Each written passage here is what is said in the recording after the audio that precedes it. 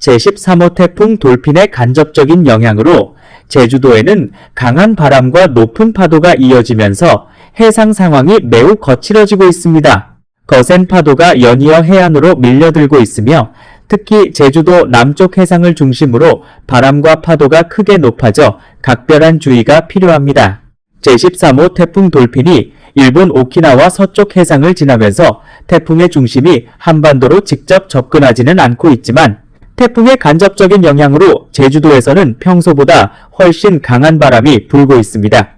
제주에서는 순간 최대 풍속이 초속 20.2m까지 기록됐고 최대 파고도 8.1m에 달했습니다.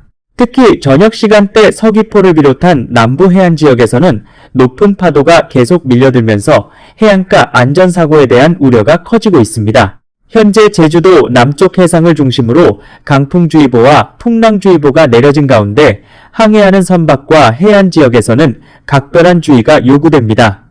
기상당국은 제13호 태풍 돌핀이 오늘 밤을 지나면서 점차 세력이 약해져 태풍 강도 5단계 가운데 세 번째 단계인 3등급 수준으로 약화될 것으로 전망하고 있습니다. 태풍이 한반도에서 점점 멀어지면서 제주도에 미치는 간접적인 영향도 차츰 줄어들 것으로 보이며 강풍과 높은 파도 역시 시간이 지나면서 점차 약해질 가능성이 높습니다. 한편 이번 태풍의 영향과 함께 끝없이 이어질 것처럼 보였던 폭염도 정점을 지나고 있다는 분석이 나오고 있습니다. 8월 8일 오후 4시 기준 기온을 살펴보면 이전보다 기온이 다소 낮아진 지역이 나타나면서 폭염의 강도가 조금씩 누그러지는 모습입니다. 하지만 아직 안심하기는 이릅니다. 전국 곳곳에서 높은 기온이 계속되고 있고 폭염의 영향 역시 상당 기간 이어질 가능성이 있기 때문입니다.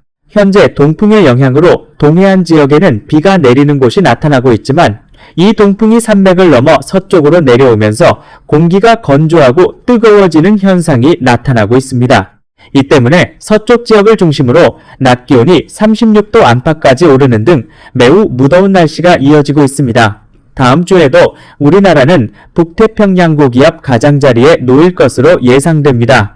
이에 따라 폭염이 쉽게 해소되지 못하고 열대야까지 이어지는 지역이 많을 것으로 전망됩니다.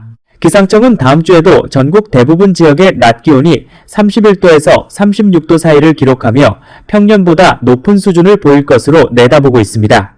특히 적어도 다음 주 초까지는 전국적으로 폭염을 한꺼번에 해소할 만큼 강한 비가 내릴 가능성이 크지 않은 상황입니다.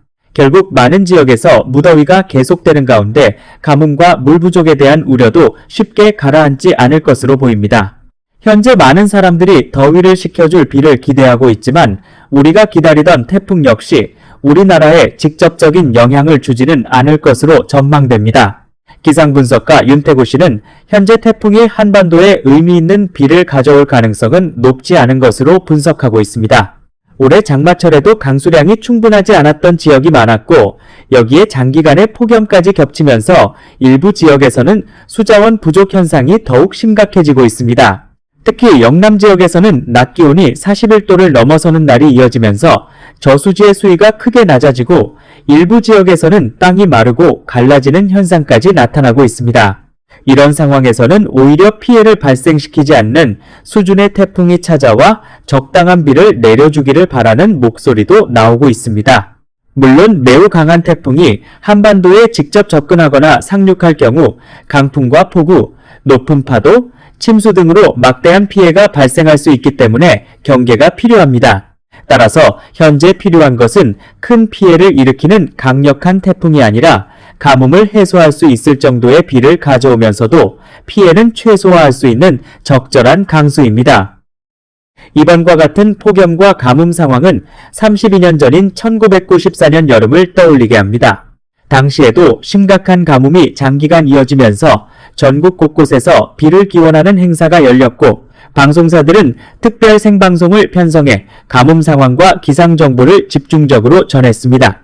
지방자치단체와 관계기관들은 물 부족 지역에 급수차와 양수기 등을 투입하는 등 가뭄 피해를 줄이기 위한 대응에 나서기도 했습니다. 그해 7월 말로 접어들면서 토양의 수분이 빠르게 줄어들고 농경지와 하천 주변까지 메마르기 시작하면서 가뭄 상황은 더욱 심각해졌습니다. 당시와 같은 극심한 상황이 그대로 재현된다고 단정할 수는 없지만 올해 역시 높은 기온이 장기간 이어지고 강수량이 지역별로 큰 차이를 보이면서 물 부족과 가뭄에 대한 우려가 커지고 있습니다.